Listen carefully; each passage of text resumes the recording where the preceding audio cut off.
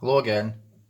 This time we're going to be looking at the genuine British Army knife, as it likes to call itself. I'm not entirely convinced that this one was actually made for the British Army, but it's certainly of that pattern. Now, this style of knife is often called a clasp knife. In fact, on Heine Haynes, which is where I bought this thing, by the way, at the moment they're about £36 of Heine. I bought mine about 5 years ago, so I probably paid a bit less. But on Heine it does claim to be a clasp knife, and if you Google clasp knife, this is mainly the style of knife that comes up. And you can see there on the front of the knife it says the genuine British Army knife, stainless steel, Sheffield, England. This knife is, in fact, made in Sheffield in England, as it says there on the scale, which, by the way, this knife is 100% made of steel. There's no plastic, no wood, no G10, nothing. It's literally 100% steel. No brass, nothing. The blade, the handle, shackle, all the tools, the pins, all steel. It's made by Joseph Rogers of Sheffield, and I believe the steel is C70, as is most of the other knives that seem to come out of Sheffield. Now let's talk a bit about sizes. The overall blade length is around 7cm, the cutting edge is 6.4cm according to Heine, and this is a non-locking slip joint, therefore it's legal to carry in the UK. It's also a fairly non-threatening knife. The overall length, we're looking at around 16.5cm, and close length we're looking at about 10cm. Now, it is a fairly weighty knife. I mean, that's to be expected with the thing being made of nothing but steel. That said, it is pretty solid, and I have to say I quite like that pinned construction, and it does feel nice and solid in the hand. There's a few variations of this knife.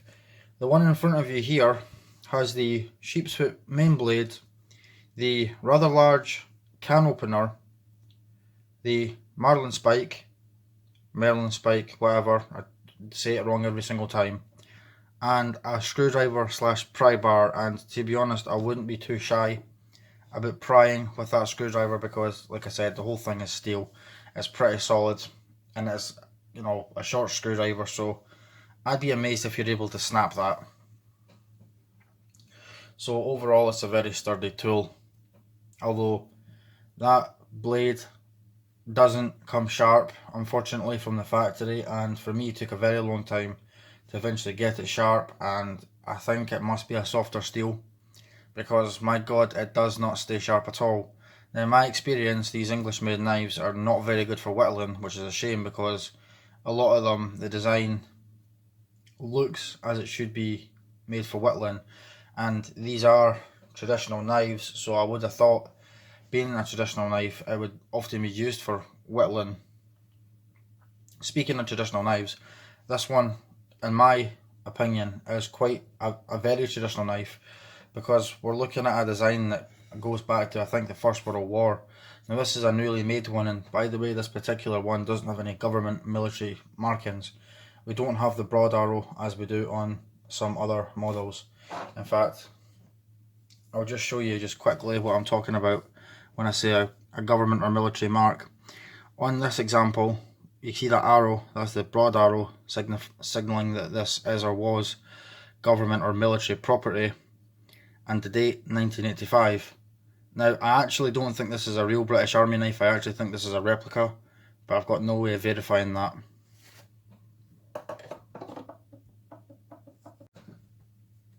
The other variants on this particular knife, as I said, I have the one with the 4 tools. You can get this knife with just the sheep's foot blade with no other tools. That could either be locking or non-locking. You can get it with just the sheep's foot blade and the can opener. I believe you can get it in locking and non-locking. The version I have or there's a version above which also adds a shackle key, I think it's called. But enough blabbering, let's have a look at the tools itself. Let's get this thing opened up. As I said, it is fairly heavy, it is reasonably well polished. Construction isn't bad. I mean, it's definitely not the prettiest knife, but it's one I'm definitely happy to have in my collection, and especially as it's modelled after a knife that at least was, I don't know if it still is, in service of the British Army. Now, I did do a video about a year or so ago titled British Army Knives. That is by far my most watched and most commented video, and I've got so many comments on these knives. Some people said that you still get issued these, some people say you don't. Perhaps if you like, you can go and have a look at that video for reference and read the comments, and I'm sure plenty of people will probably give me their input about this knife specifically underneath this video, which I do look forward to reading. Anyway, I said we're going to look at the tools. I suppose I should shut up and just open the thing up. So we've got the sheepsfoot blade, which is very non-pointy. We've got a nail nick here, which, to be honest, it's going to hurt, you're going to break your nails, and there's more than enough blade exposed that you just pinch it anyway, so I don't think anyone really would want to use that. Like I said, it's a bit of a pain in the ass to get sharp. I've got it okay sharp that it will cut, but not really to my satisfaction, to be honest. This is one of those knives that I do kind of struggle with. I've noticed that there is kind of a curve here. Don't know if you could see that, but it's not perfectly straight. I'm not sure if that's intentional or the guy at the grinder just wasn't very good at it. I'm not entirely sure, but the finish, like I said, the fit and finish isn't the greatest. Definitely not the worst. Either way, it's solid. Now, in fact, before I forget, let's have a look at the tank stamp. Sheffield, England, stainless steel, and because of the pressure, it had been rubbed together. And by the way, yes, I oiled it. I don't know how many times I've oiled this damn thing. It doesn't really make much of a difference. Obviously, the markings are wearing away, and I've not really put any use into this knife at all. The only thing I actually ever do with it is just open it up and have a look at it. I like to think that I'm going to carry it, but that never really happens because of the weight and because of the lack of tools, honestly. And well, to be honest with you, that can opener is not very friendly. I mean that's a real struggle to get that thing open. I think other people have probably had better success than me. To me, that thing is just a nail breaker. So that, to me, honestly, is the main reason I don't carry it. For me to open this can opener, I've actually got to use the aid of another tool, which really defeats the purpose, because pocket knives are supposed to make our lives easier. But having to carry a tool to open the tool is just making things more difficult. Well, that said, if you're in Britain and you want to carry a pocket knife, that by itself is going to make your life difficult, because when people find out, they like to have a little panic attack. This is a can opener. I have used it a few times. It works, but for that size, I would expect it to be a lot better. It's ground, but it's not sharpened, which I don't really see the point. Now, I'll just quickly compare that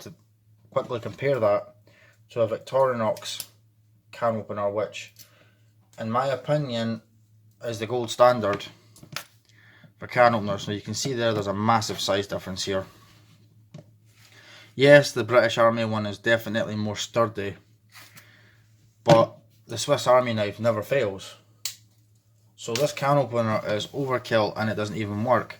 And unusually, we do have some markings here. Sheffield, England, stainless steel, oil the joints. To be honest, the makers of this knife should take their own advice, because if memory serves, and bearing in mind I did get this knife over 5 years ago, the joints weren't oiled. So there's that. And the other tool we have here is the Merlin spike, however you pronounce it. sure someone's going to tell me off saying I'm saying it wrong, so I'm just going to say it both ways.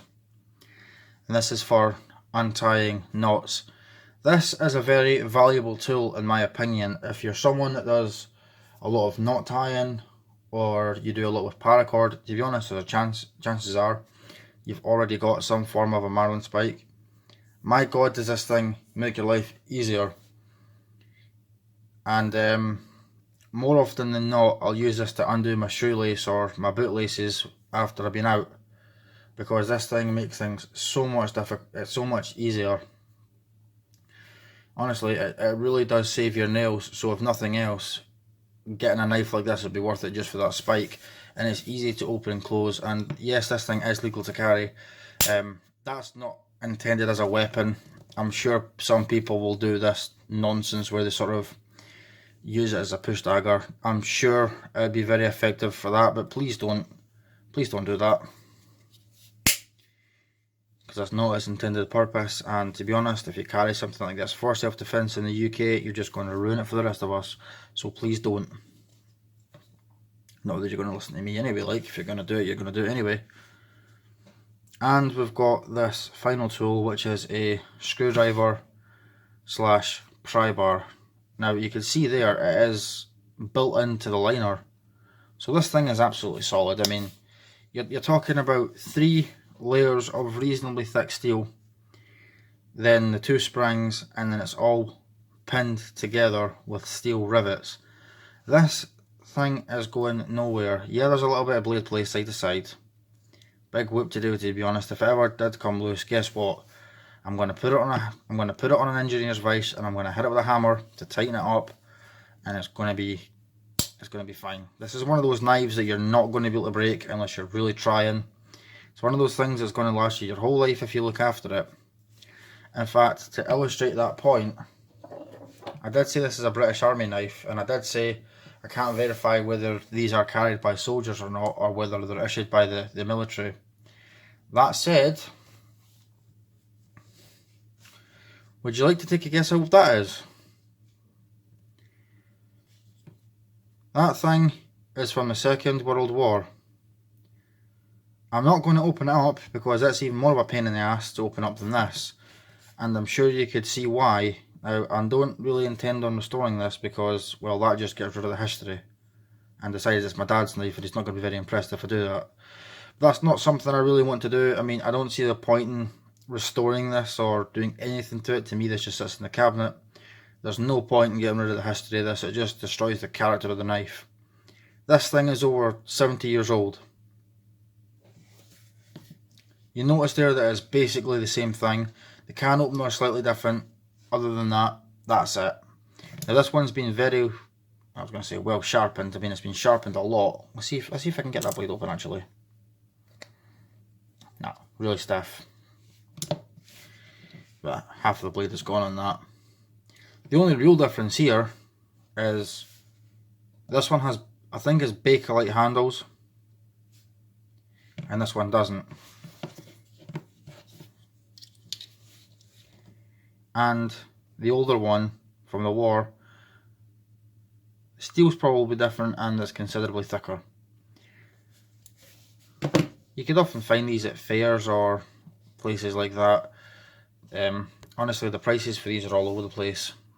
When I was at the fair in Ingliston in Edinburgh just before Christmas, there was a lady that wanted 50 quid for 2 of these. Now I don't know who the makers were, but my God, was the knife in terrible condition. I think she's off her head. Pretty sure my dad said he paid about £8 for that old one, but that was God knows how many years ago. That said, if you do like the Bakelite scales, still make them. And this is a much better knife. This is a J. Adams, which is funny because usually the J. Adams knives aren't terribly great. I don't want to drift off too far away from this knife, but I still think this is an interesting comparison. So I would imagine this would have looked like this because there's next to no texture on this, it's all smooth. This one is pretty aggressive. I'm guessing that's just because of how long it's been in a soldier's pocket. So there you go. The genuine British Army knife. Self-proclaimed, that is. And just for comparison, we're going to look at the Victorinox Farmer. The Manly Wasp, if I could remember where I put it.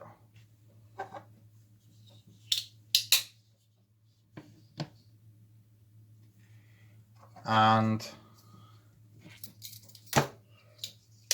Spiracle Yuki Piki, and I suppose I better open up that blade, shouldn't I?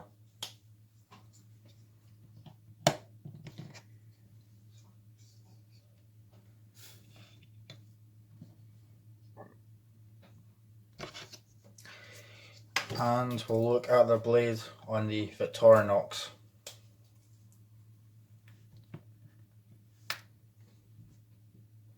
Right, well that pretty much concludes my video. Hope you enjoyed it. Found it interesting. Do you have this knife? Or anything like it? Do you actually EDC it? Or do you have the same problem as me where some of the tools are just way too stiff? I actually bought this thing because I thought I was going to take it out camping or doing bushcraft. That never happened. But I would love to know what you do with this, with a knife like this. And I have a strong feeling that I'm going to get quite a number of comments. I mean, if any.